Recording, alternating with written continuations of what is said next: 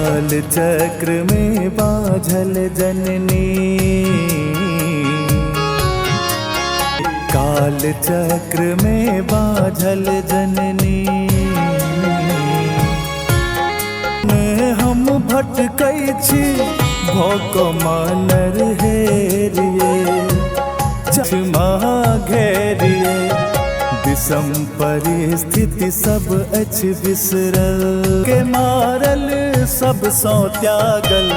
अहिक शरण हम आयल छी।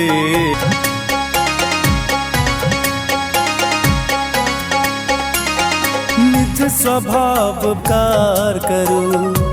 भर सक छी अधलाह जगत ले,